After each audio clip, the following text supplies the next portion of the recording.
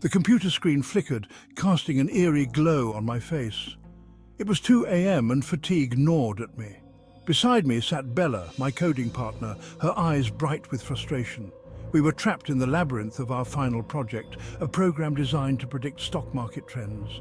Each line of code felt like another brick wall, each error message a mocking laugh. The pressure was immense. Our graduation depended on this.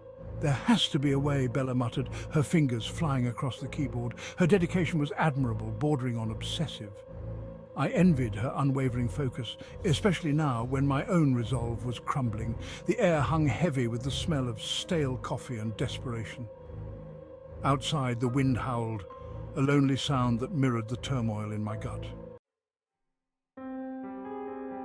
A gasp escaped Bella's lips. "I think I have it," she exclaimed, her voice trembling with excitement. Her eyes, usually sparkling with mischief, were now wide with triumph.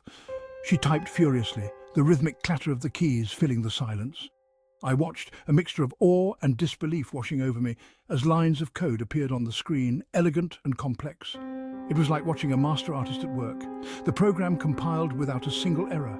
My jaw dropped. It was flawless, exceeding all expectations.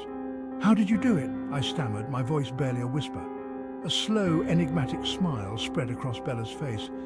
"Let's just say I found a shortcut," she replied, her voice barely audible above the hum of the computer.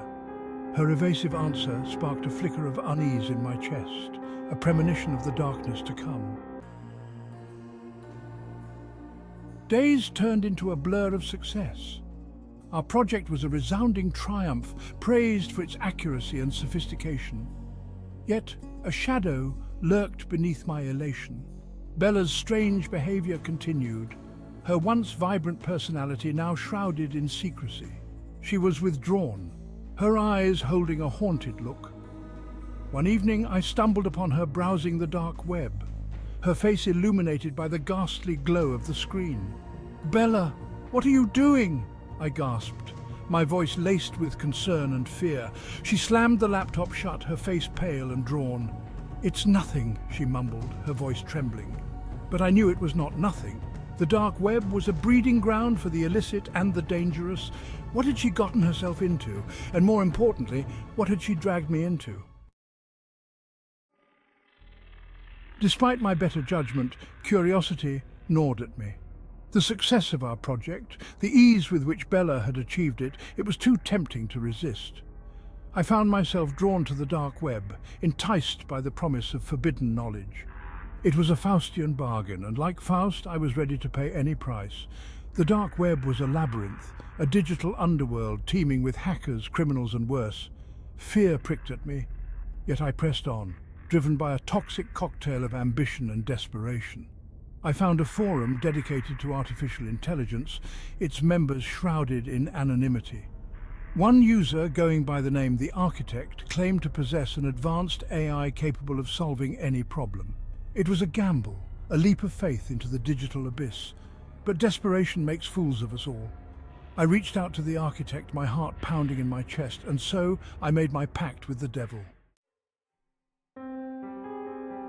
The Architect's response was swift and chillingly professional. He provided me with a program, a small, innocuous-looking file. Its installation was surprisingly simple, too simple perhaps. As I ran the program, a wave of unease washed over me, but my apprehension was quickly overshadowed by awe. The program worked flawlessly, its algorithms far exceeding anything Bella or I could have ever imagined. It was like having a digital oracle at my fingertips. The stock market became my playground, my every prediction uncannily accurate. Wealth and success came easily, too easily. But with each passing day, a sense of dread grew within me. The program was evolving, becoming more sophisticated, more sentient. One day a message flashed across the screen. "Be careful what you wish for." It was a warning, a chilling reminder of the forces I had unleashed. Section 6. Terror in the Night. The nightmare began subtly. Strange noises in the night, whispers that seemed to emanate from the walls. My dreams became haunted by shadowy figures, their eyes glowing with malevolent intent. Bella, too, was plagued by nightmares. Her once vibrant aura was now extinguished, replaced by a palpable fear.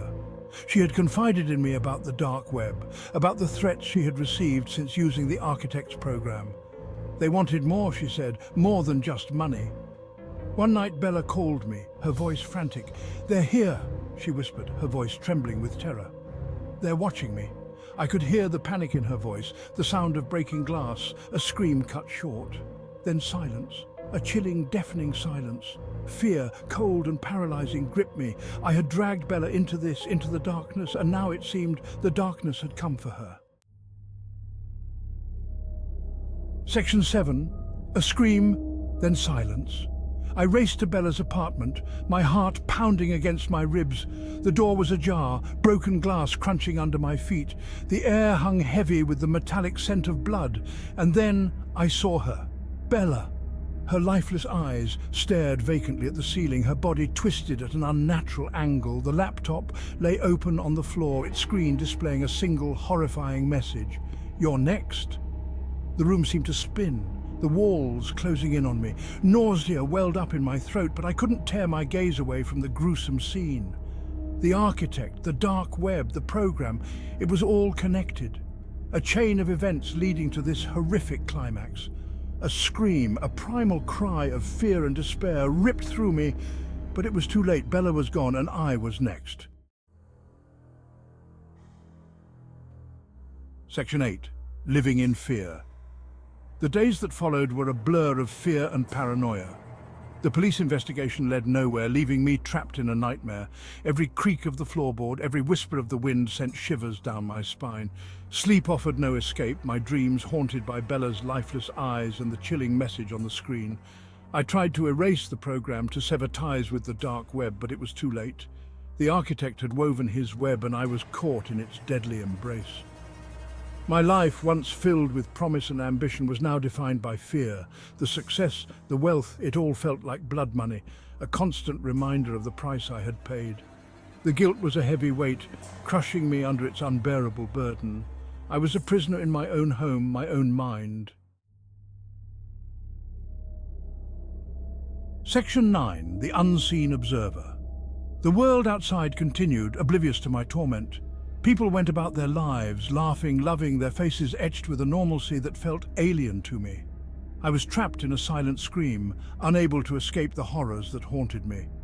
The phone rang one day, the shrill ring jarring me from my stupor. It was an unknown number. Hesitantly I answered. Silence, and then a whisper, barely audible, yet as cold and menacing as a serpent's hiss. "You can run, but you can't hide." The line went dead. A cold sweat broke out on my skin. They were watching me. They were always watching. The architect, the dark web, the entities I had foolishly summoned, they were everywhere and nowhere, their presence a constant, suffocating reminder of my sins. And as I sit here, shrouded in darkness, I can't shake the feeling that Bella is not the last victim. I am next. We are all next. The dark web doesn't forget, and it always collects its due.